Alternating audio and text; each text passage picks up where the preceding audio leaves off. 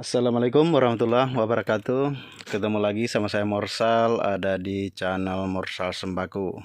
Channel yang selalu berbagi informasi tentang usaha sembako.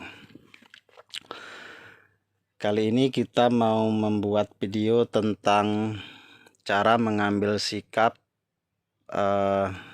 jika ada barang orang yang lebih ke kita. Ya, intinya kayak gitu ya. Semisal kita belanja di agen, misalnya ada barang lebih, nah sikap-sikap apa yang harus kita ambil. Ini kalau menurut saya pribadi, jika ada barang orang lebih ataupun salah hitung, ini wajib dipulangkan ya. Nanti saya kasih contoh-contoh terpuruk yang akan terjadi buat kita selaku pedagang, dan kita sebagai pedagang juga memang harus benar-benar jujur, apalagi masalah dengan orang, ya kan. Ini saya ceritakan dulu tentang keadaan kita dulu. Waktu pertama saya merintis toko ini, itu dulu kebetulan saya itu belanjanya di toko Chinese ya. Lama berlangganan di situ, nyampe tahun-tahunan, bahkan mungkin nyampe 5-6 tahun di situ. Itu sering banget kita kayak kelebihan ataupun salah hitung. Misal pernah kita belanja rokok 3 bal misalnya. Itu belanja rokok bukan itu aja, tapi banyak, sekitar 40 apa 50 juta. Itu tadi yang kebetulan kita tulis 3 bal tapi barangnya datangnya 5 bal kayak gitu. Terus lagi kita pesennya 5 bal, barangnya bener 5 bal, tapi yang jumlahnya hanya terhitung 2 bal, ada yang terhitung 4 bal gitu. Ini nggak terjadi setiap kita belanja juga. Kadang-kadang dalam 1 bulan pernah kejadian, atau 2 bulan pernah kejadian. Jadi karena kita belanja udah lama di situ, kayak keseringan gitu terjadi hal-hal semacam itu, kayak sering gitu, padahal tidak sering juga, cuma mungkin pas lagi rame ataupun gimana. Bisa juga terjadi di toko kita juga, salah ngasih atau kayak apa ke orang kan. Bisa jadi juga orang nggak mulangin, jadi kita nggak tahu. Yang kita tahu yang orang-orang mulangin aja. Nah, resikonya sebenarnya itu kan, hal-hal semacam itu karma pasti ada. Karma pasti ada karena selama kita masih berjualan, itu juga akan terjadi sama kita. Entah kita salah kasih ke orang, orang tidak ngasih tahu lagi ke kita, ataupun langsung diambil. Bahkan ada yang menganggap itu rezeki. Jadi pernah, cuma sekarang tokonya udah collab ya, udah tutup. Itu pernah cerita ngobrol biasa. Kemarin ada kelebihan mil 1 bal katanya. 1 bal itu kan 10 slop ya. Kalau harga dulu sekitar 1.900.000 atau 1.800.000-an lah waktu terjadi itu. Itu bukan malah dipulangin, tapi rezeki katanya. Salah sendiri kenapa dikasih lebih. Nah, begitu jawabannya. Karena berhubung bukan toko kita ya, kita diam aja. Cuma kita hanya bertanya kenapa tidak dipulangkan aja, jawabannya seperti tadi. Tapi kalau saya pribadi, saya pulangin. Walaupun nggak saya pulangin, toko tersebut kan berhubungan dengan kita, udah pasti dong, karena udah lama ya kan. Itu saya telepon, misalnya Ci, ini rokok ada yang lebih 2 bal, tolong dicatat di faktur saya, karena itu kan kebetulan kita memang nggak beli cash, kita ngutang dapat 3 hari apa 4 hari bayar gitu. Ini ada kelebihan, tolong dicatat di faktur putih punya saya yang di situ, nanti saya juga catat di kopian yang di toko saya. Nah, lebihnya apa kita kasih tahu. Ada juga yang semacam ini salah hitung gitu kan, itu juga kita langsung telepon ke sana, Ci, ini rokok salah hitung, jumlahnya 5 bal, kehitungnya cuma 2 bal, atau kehitungnya cuma 3 bal, begitulah yang sering terjadi.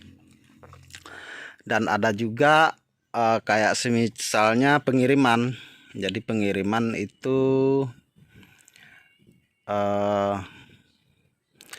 misalnya saya beli minyak 50 dus dan barang-barang yang lain juga ada, karena itu juga termasuk bayar mingguan.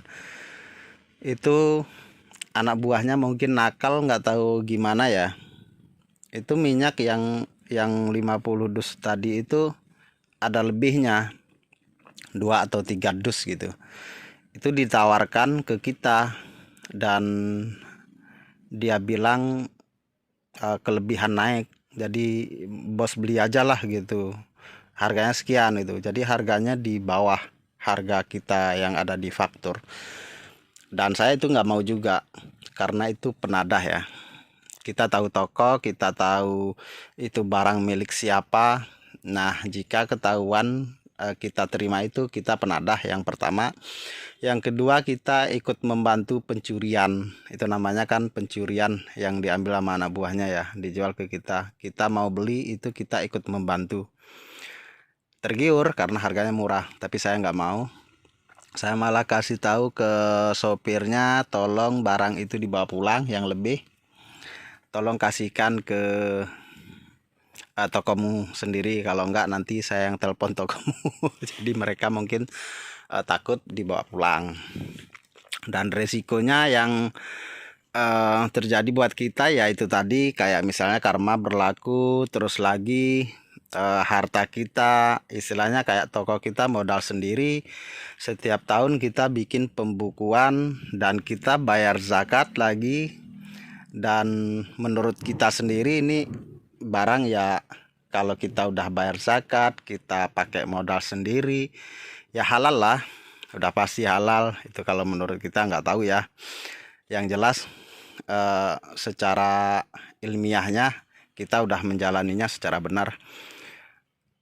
Itu kalau kita ambil barang kayak gitu, misalnya kita modal di dalam toko udah 200 juta, kita ngambil barang semisalnya punya orang itu yang lebih hanya 2-4 juta gitu kan, itu kan jadi keaduk ya sama punya kita sendiri. Jadi punya kita yang tadinya halal udah jadi kecampur sama barang punya orang kan gitu istilahnya. Nah, makanya hati-hati tentang barang-barang lebih punya orang itu berlaku. Jadi kita percuma ngitung setiap tahun, bayar zakat setiap tahun, kalau kelakuannya ada barang lebih punya orang aja kita anggap rezeki gitu. Ya sebaiknya dipulangin, dan menurut saya juga wajib dipulangin atau dikasih tahu, nanti dibayar pas minggu depannya. Terus kalau untuk karma sendiri ya pasti terjadi di toko kita, nanti salah kasih ke orang gitu kan, macam-macam. Nah, kalau kayak contoh tadi yang saya bilangin itu ya, kayak kita bikin taruhlah kita motong kambing satu, dimasak dalam satu kuali, itu kambing itu kan punya kita sendiri, modal kita sendiri kan gitu. Itu kayak perumpamaan toko tadi kan. Terus sudah mateng, sudah jadi gitu kan, sebentar lagi akan siap disantap ya. Tiba-tiba kita taruh kayak semacam tai ayam yang sesendok gitu, atau benda-benda apalah sesendok ke dalam itu, pasti otomatis semuanya itu nggak mau kita makan kan. Yang satu kambing itu yang sudah siap disantap itu, karena ada sesuatu yang kita masukin seperti tai ayam tadi atau tai kucing dan segalanya itu kan, ya kita pasti nggak mau makan dong. Padahal satu sendok ya, Cuma yang tadi kan sekuali gede, namanya satu kambing kan. Gara-gara setendok kita nggak mau makan. Itulah contoh buat toko kita sendiri. Ya mungkin ini sih kalau menurut saya banyak juga yang terjadi menganggap itu rezeki atau menganggap lah tokonya juga nggak tahu kan gitu. Tapi kalau menurut saya pribadi, kita selaku pedagang itu nggak cocok. Mudah-mudahan informasi ini bisa menginformasikan ataupun memberikan penjelasan buat teman-teman kalau pekerjaan seperti itu tidak baik buat toko kita, apalagi kita masih berkeinginan jadi pedagang dan kepingin juga jualannya panjang. Ya mungkin itu aja yang bisa saya bagikan dan pengalaman saya tentang barang orang lebih. Mudah-mudahan bermanfaat buat sahabat sembako semuanya. Salam sukses, semoga berkah selalu. Sampai ketemu di video selanjutnya. Assalamualaikum warahmatullahi wabarakatuh.